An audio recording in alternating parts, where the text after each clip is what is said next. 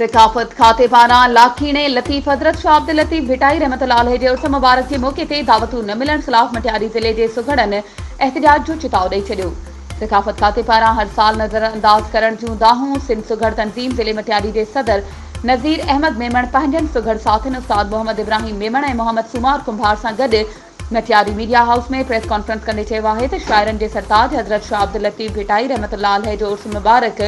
14 सफ़र खां शुरू थी रहियो आहे,